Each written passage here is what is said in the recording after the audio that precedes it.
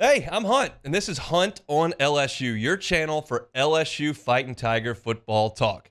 Enjoy the video. We want you to leave a comment below, hit that like button, and subscribe right below the video. Enjoy. I want to talk about Alabama's weapons at this point, and it's an offense that has been pretty productive for a lot of the year. They struggled to get out of neutral against Tennessee. But candidly, I think Tennessee's really good on defense. No one has scored 20 points on Tennessee all season long. And I think that's a product of a really good defense. They've got a great pass rusher.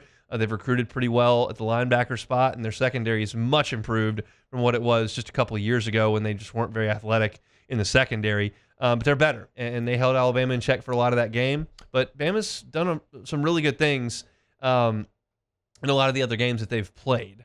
We're going to talk about Milroe in a second. We've talked about him a lot this week, but I wanted to talk about Ryan Williams. I know that everyone talks about Ryan Williams. I know that you're sick of hearing that he's 17 years old, and I don't really care that he's 17-year-old, and I don't really think it's that big a deal that he's only 17 years old. I mean, what's the difference between a guy who's 17-year-old and 8 months as opposed to 18 years old and 7 months? Like, when you're a freak athletically, you're just a freak athletically, and I'm not minimizing the ability for development in your late teen years. That certainly does happen. But, this guy's been a stud, and I'm pretty confident if you took Leonard Fournette at the same age, he could have gone in there and run the ball pretty well, too. I mean, there's just some guys that are just different, and not all of them are like that, but Ryan Williams certainly is. And when you look at him and you watch the highlight reel of his plays this year, I can't name every wide receiver in the SEC, but I feel comfortable telling you that he is the best stop and start wide receiver in the SEC. I don't know them all. I haven't seen them all, haven't watched highlights of them all, don't need to. Because his ability to stop and start is unlike anything that I watch week to week. And I watch all of LSU's opponents multiple times just to try to get a sense for what I'm talking about here on the radio and what I'm going to do on the pregame show. And so when he gets the ball in his hands, he's very difficult to tackle. And that's going to be a huge key for LSU in this game, that he's going to make some catches. It just is what it is. But you've got to tackle him when he does. If you let him juke and stop and start and back up, you all know the play that he makes to win the Georgia game, and he catches it and does that stop, reverse spin move, and two Georgia guys go flying out of the screen, and he turns it up the field and runs it in for a touchdown. That is his superpower. He's not big. He's 6 feet tall and 175 pounds. He is plenty fast, but I don't watch him and think that I'm looking at Jalen Waddle. He's fast, way fast, but that's not his defining characteristic. It's the suddenness and the quickness. And I'm just curious how LSU plans to combat that. Now, Williams has not been like an 11-catch-a-game guy. I can rattle off the numbers for you. I mean, Western Kentucky had 2, South Florida 4, Wisconsin 4, Georgia 6 for 177 yards, including the 75-yarder. And that was probably his best game. But he had 3 against Vanderbilt, 4 against South Carolina, 8 against Tennessee, 4 against Missouri. It's not that he's cramming the stat sheet. He's got 35 catches on the year for 702 yards and 7 touchdowns. But it's the game-breaking ability because of that talent that you got to worry about. And Zy Alexander is LSU's best corner. And I was thinking today, and I heard Jacob Hester talking about this on their Monday show, do you want to send Zy Alexander wherever he goes? And my answer is probably not. I think they'll see each other a good bit, but I'm assuming that LSU is probably going to play a lot of zone coverage in this game. That's my assumption. Because last year LSU played a ton of man against Alabama, specifically Milroe, and all the DBs had their heads turned trying to cover, and Milroe just started running, and LSU never adjusted to it and never fixed it.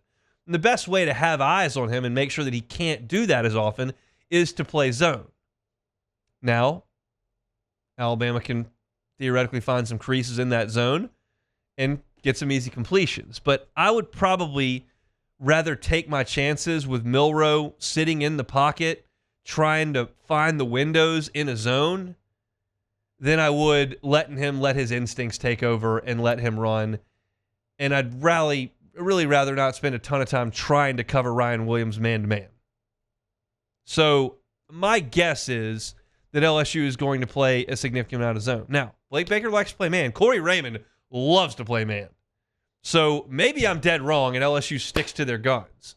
But you have an extra week to prepare for this game, and I'm just kind of looking at it going, might be a spot to go ahead and play a little bit more zone, not necessarily travel Zy Alexander all over the field trying to stay in front of Ryan Williams. The second guy that you've got to worry about in the passing game is Jeremy Bernard. And he's got 30 catches to Williams' 35. He's got 460 yards to Williams' 702. He's got 2 touchdowns to Williams' 7. He's very clearly the second option at wide receiver for this team, but he's been pretty good. And then after that, it's really C.J. Dupree, the tight end, who's catching less than 2 balls per game. All the receiving comes from Williams and Bernard, but they're good, and they make you hurt. And LSU's going to have to cover those guys, but they've done a pretty good job of that. It's the running game where I look at it and I say, this is where LSU really needs to step up and play much better than they did 2 weeks ago. That's an obvious thing to say, but it is key because you've got 3 threats in the run game that you've got to account for. It's Milroe, who leads the team in rushing attempts. It's Jam Miller, who leads them as far as running backs go. And then Justice Haynes will carry the ball as well. Jam Miller is not Derrick Henry. I don't know that he's Josh Jacobs. But I don't think he's Trent Richardson as far as the college level goes. But he's plenty talented, and he can get through a hole and go. And as you would imagine, you're not assuming that Alabama is going to come out there with some subpar talent at running back. He's not the size and stature of some of those guys they've had, maybe not as draftable as some of the guys they have, but he's a good player. I was curious to see that Milroe leads the team in rushing attempts, 102 to Miller's 74. And then when you look at the rushing touchdowns, Jalen Milroe has 12 rushing touchdowns, and Jam Miller and Justice Haynes have combined for 12 rushing touchdowns.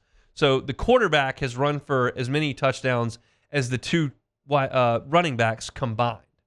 When they get into the red zone, Alabama loves to call these quarterback sweeps, where they get Milroe in the shotgun and just start running him a convoy right or a convoy left.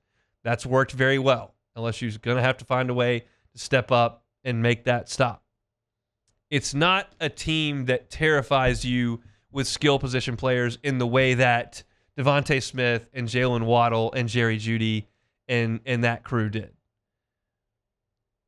I don't know right now in terms of volume that Ryan Williams is quite what Amari Cooper or Julio Jones was in their apex in college, but he's on that trajectory. It's a good offense. Alabama moves the ball. They've scored some points, and they're going to move the ball and score some points on Saturday. It's just a matter of LSU finding a way to find some big stops and coming up with a game plan to, 1, keep Ryan Williams from getting the ball and then making guys miss, and 2, keeping Jalen Milroe fairly contained, which some teams have done, some teams have done. We've brought this up a number of times, but in the best games Alabama has played offensively, Milroe has run the ball and been great. In the games where Alabama has struggled, Milroe has been bottled up. And I talked about this on a radio spot I did for our Southwest Louisiana friends a little bit earlier today. But I don't expect a stat line for Jalen Milroe in the rushing department against LSU like we saw against Tennessee, 14 carries for 11 yards. Like Vanderbilt, 7 carries for 10 yards. That seems unlikely to me. But if you can make it similar to Missouri, 11 attempts, 50 yards, 1 touchdown. If that's his final score, rushing, I think LSU's okay. And I think zone coverage has something to do with that. And I think that theoretically keeps Ryan Williams in front of you for much of the night. That's kind of my 2 cents on how I think Blake Baker will handle it. But again, it's completely counterintuitive to what he generally does. He is a man-to-man, heavy blitz coordinator, and he's got a home crowd behind him on Saturday. Maybe they stick to that. I would just be a little nervous to do that against this group because they can make big, big plays on you if you get out of position or try to man these guys up one-on-one. just my thoughts on this Alabama offense here on this Monday. If you're looking for LSU sports content, Monday, on this Thursday, looking for LSU sports content, you can find it on our YouTube channel, Hunt on LSU, Hunt on LSU. All of our LSU football content posted there each and every day. I always appreciate when you subscribe to the channel, like, comment, rate, review. That helps us get our content in front of as many people as we possibly can. So thanks to you all for doing that each and every day. Hey, thanks for watching Hunt on LSU. Before you get out of here, do us a couple of favors. Hit that like button, leave your comments below, and subscribe to the channel for all your Fighting Tiger football talk. See you next time.